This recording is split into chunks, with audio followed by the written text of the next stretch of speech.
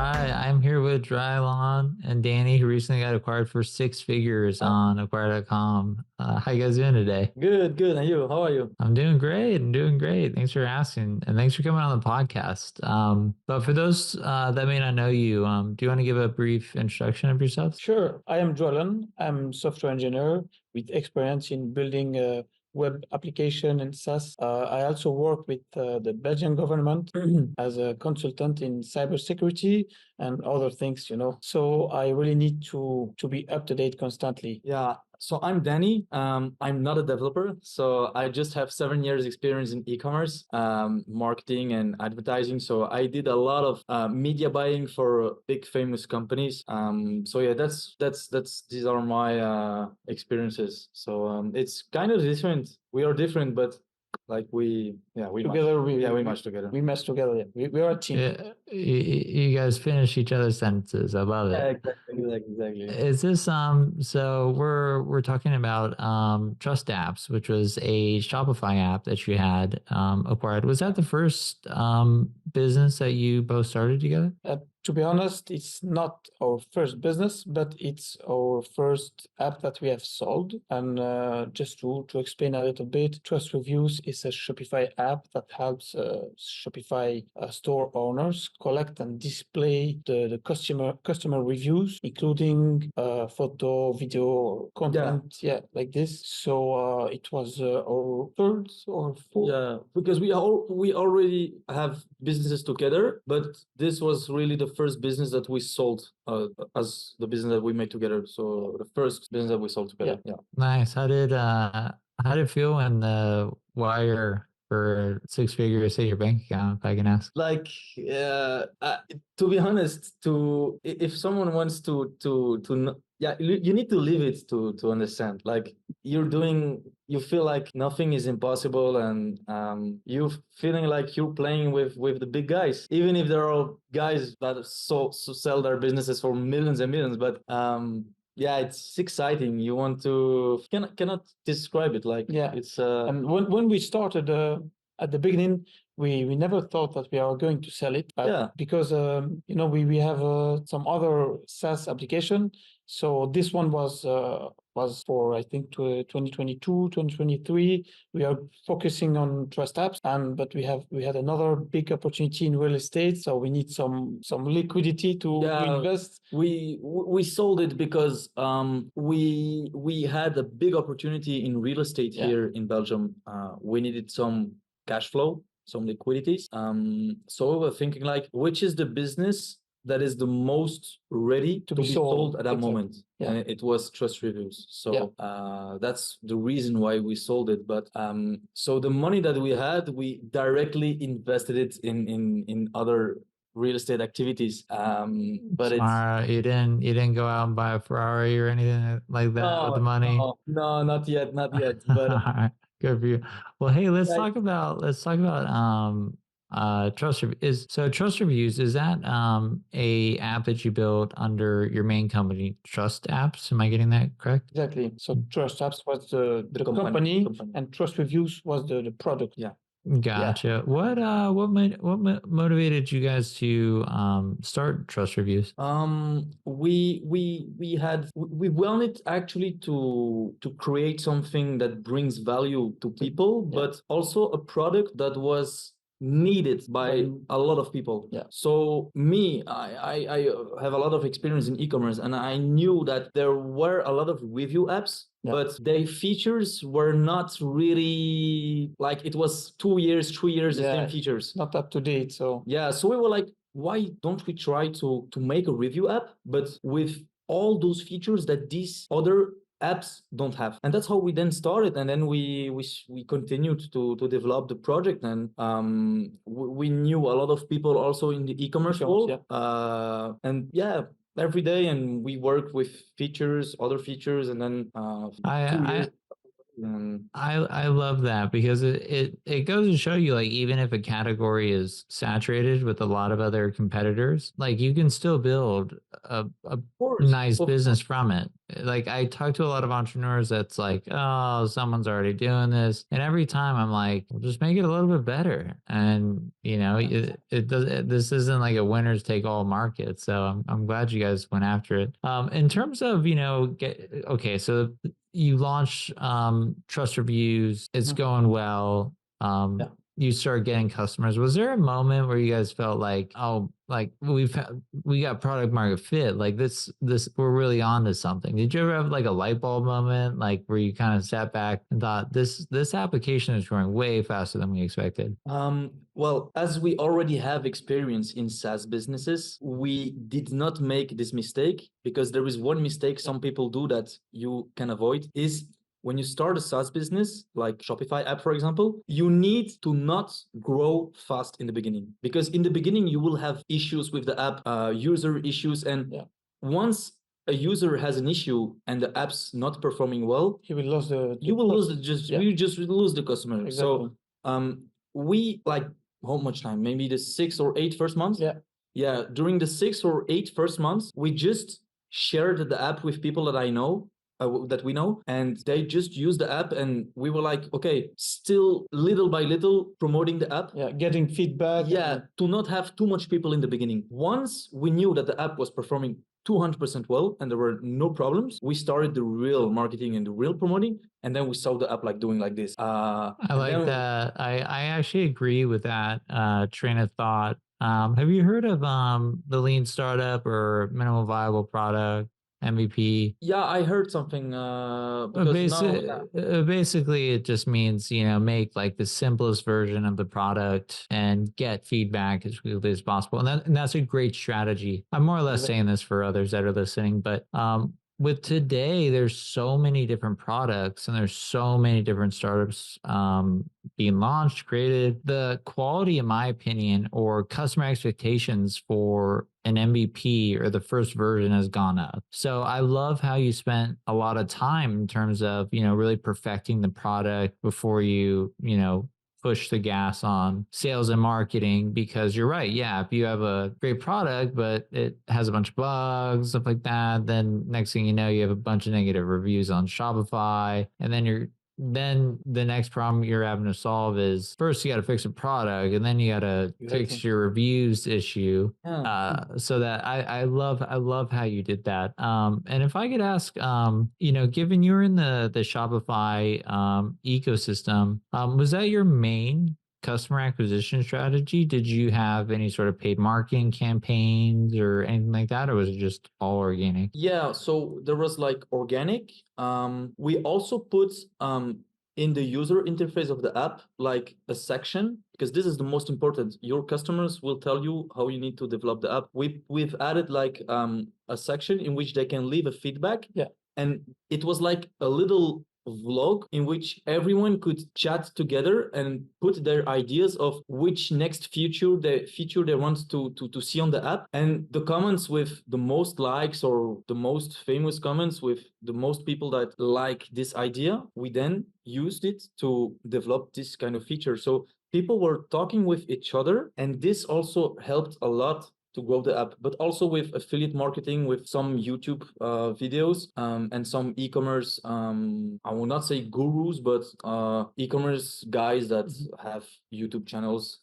And the quality of the product, like in the beginning, we were really restricted with some people. We wanted to have the key features that the other app didn't have. And this, people talked about us.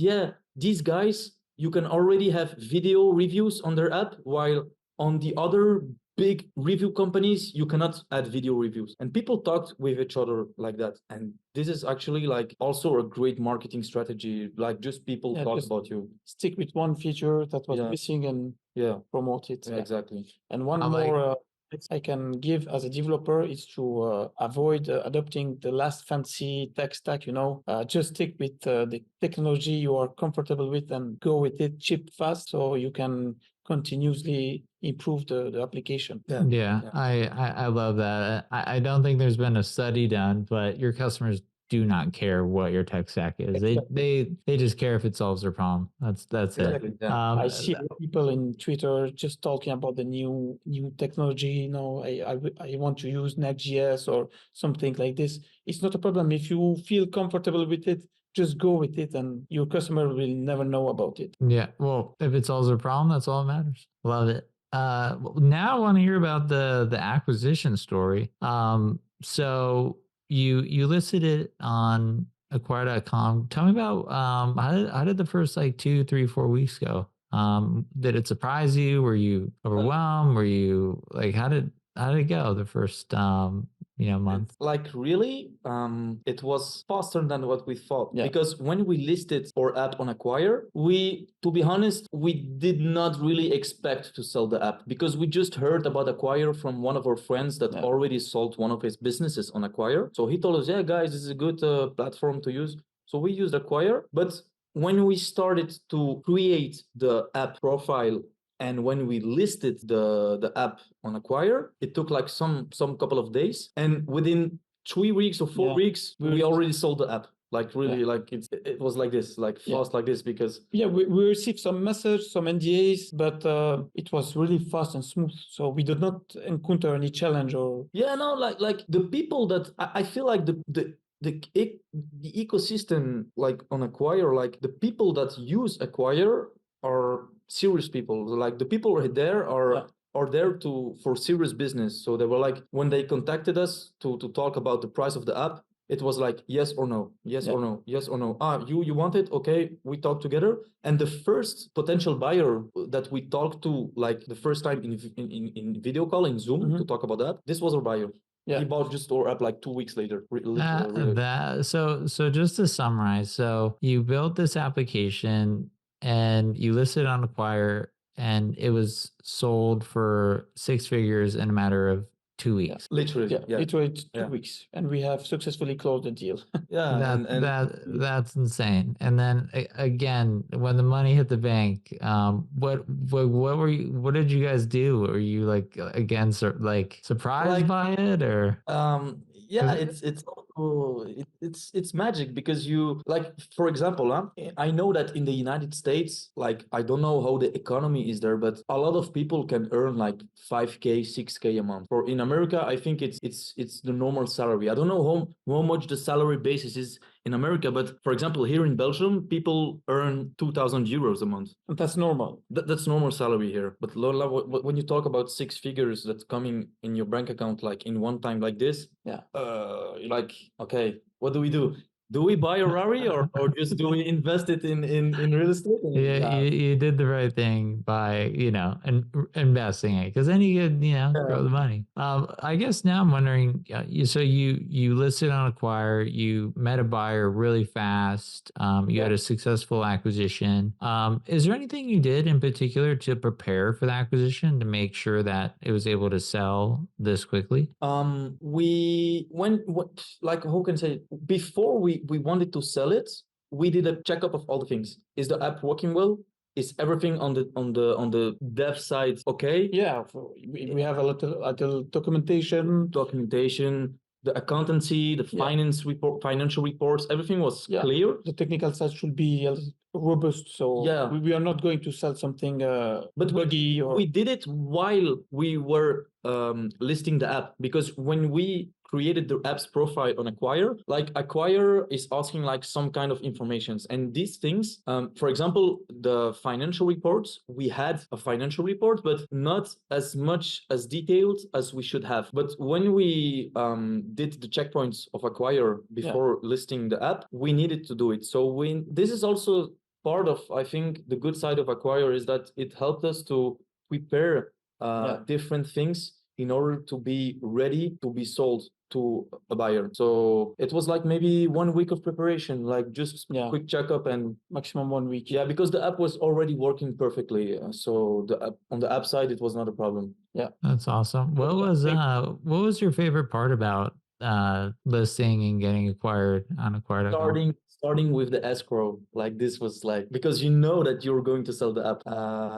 When you start to escrow, like if the viewers are looking at this podcast, if they don't know what it is it just in order to make sure that the buyer has the money to buy the company, he needs to fund his account on escrow. So the platform is securing the money. So let's say you sell the app for $200,000, for example. He needs to add those money on his account. Escrow, then you need to give all the accesses of the app to this buyer, and then you receive the money. But this process, this was the most exciting, because you know that you're going to sell the app, and there is no scam or something. There is like no this. scam, and it's perfect for both sides. Yeah, we have that product suite in place where you can use our letter of intent builder, and then comes the asset purchase agreement, and all those terms flow directly in escrow.com. So yeah, I can't recommend escrow enough. So you're safe and secure in your acquisition, because the last thing you want to do is take it off platform, have someone randomly say, send me the assets, and then you're left potentially with, no money and no application. So anyone listening, you use escrow. That was a really good point right there. I guess another question I have is, now that you've gone through a successful acquisition, if you had to give 3 tips to maybe other, startup founders or entrepreneurs looking to sell their startups, what do you think those 3 tips would be? Okay, I will start with one. Yeah. So the first thing I would say is make sure your business is not going down when you try to sell it. Of course, if you want to get the most of the app, because if you are trying to sell a business that is going down, I will ask questions. Why are you selling it? And so when the business is going up, I think it's the best. Yeah, if the business is going up or is just like normal, then you can normal grow. You can solve it without problem, because in Shopify it's even easier, because you can't lie.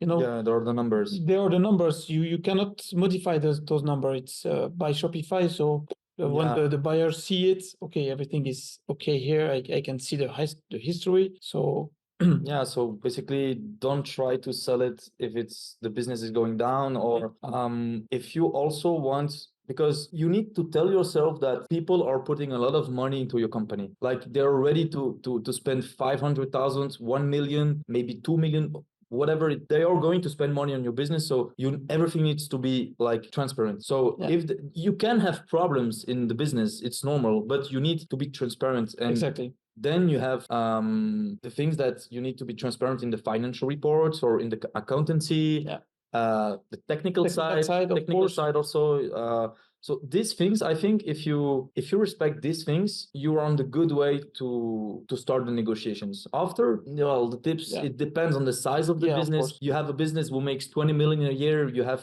500 employees, you will have to follow different kind of tips than if you have just a business that makes 100,000 a year. So, but these are, I think, the same things for every business. Those are some really good tips, and I agree with all of them. And I'd also add escrow to your tip list in terms of, if you do an acquisition, use escrow, keep everybody honest, do it correctly. Even if it takes an extra week, it's much better than ending up with, of course, and the fees are not even that high, really low fees. So you don't even, and I prefer, even if there are high fees, I prefer to pay fees, but I'm sure that nobody's going to get scammed. And so it's basically insurance to make sure that. But what you're essentially saying is, the more you prepare before your acquisition, the more time you put into it in terms of putting together profit and loss statements, so a buyer can really view the true financial performance of your business, or common questions that they might have, or even just putting together like a asset transfer plan, just anything that shows buyers that you have put time into thinking through this acquisition, and giving buyers information up front before you speak with them really sets you apart from a number of other businesses. Because if you reverse roles, as a buyer, yes, they're paying a lot of money, but they're also spending a lot of time, and they're also looking at a lot of different businesses. So the more that you can prepare and show that this is a serious acquisition, you're valuing the business correctly, you prepared, and then yes, be transparent and honest about everything, because if you're not, it'll get found out in due diligence, and nothing kills an acquisition faster than surprises. Even if you have like bad stuff, just say like, hey, listen, we tried this marketing campaign, didn't work. That may sound bad to you, but to a buyer, that could be, well, I'm an expert in those marketing campaigns and stuff like that. So good job on just the whole process. It sounds like from start to finish, it was a smooth acquisition. It's like because when we wanted to before we wanted to when there was the process of selling the app, I was like, how are we going to make sure that he's going to send us the money before we give him the accesses? So then it was our first. Yeah, I was asking myself like, how because we already sold businesses, but like here in our country, not with, because the buyer was a buyer from the United States, so it's another continent. We are here in Europe, so it was like, do we need to fly out and to go there, or how? And then the buyer told me, no, there was escrow, so no problem, and blah blah blah. And I was like, okay. But yeah, escrow is, I think, the number one tip. Always work with escrow. It's the best thing you can do. Nice, love it. I guess I'm gonna ask you kind of a fun question, but if you had to describe Acquire.com in one sentence, what would it be? In one sentence, how do you describe Acquire? Hard to find the form. No, like we didn't prepare this. No, like it's just because you need this one sentence. If you had to give Acquire.com a new tagline, what would it be? Acquire.com. I have like some ideas, but it's in my language, in French. But in French. I cannot translate it like this in English. It's not the same. Just do help me. I will say it's the number one marketplace for solopreneur. Yeah, it's like the reference, like if you want to buy food, you go to the grocery market and that's it. If you want to sell a business, you just go to Acquire. And if you in the other side, if you want to buy business, also buy valuable business, just go to acquire.com. But the tagline is like more acquire. This is fun. Difficult. Difficult. I guess for you guys, I mean, if I had a tagline, it'd be got paid 6 figures in 2 weeks. Thanks, Acquire. I don't know. Yeah, something like this. Yeah, 2 weeks. Got 6 figures in 2 weeks. That's like some rapper things like they use in the musics. Got 6 figures in a week or something like that. Probably make a song out of it. Well, hey, final question. Like any entrepreneur I speak to, they're always building. And what are you guys working on next? We have this real estate project that we are on. It's normally this year will be finished. It will, because we bought a big thing and then we are renovating it and then to sell. So this is one of our main activity now. But we have other SaaS businesses for here in Belgium. In Belgium, yeah. So, but this is like automated. So we are now on this, and we are working in a new project. For now, it's just like an MVP. The only thing I can say for now, it's based on AI. Yeah, love it. Well, when you launch it, let me know. I'd be happy to support it, and I want to check it out. Just considering how successful this business was, and then obviously the successful acquisition. So, thanks for coming on the podcast, guys. Again, congrats on the acquisition, and I'm rooting for you both. Thanks. And I would like to add, it will not be a ChatGPT wrapper like. we see a lot of those, so thank you. We are looking for something new. Innovate. Innovate. Always innovating. But let's keep it secret for now. Hopefully we'll be back like in some couple of months on this podcast. Maybe in a couple of years you'll be back saying, hey, we sold for 7-8 figures with your new startup. So we'll see. I hope so. Yeah, I hope so. All right, guys, it's been a pleasure. Thanks for coming on. My pleasure. Thank you. My pleasure. Thanks for inviting us. And my pleasure. Congrats again on the acquisition. Thanks. Cheers. Bye.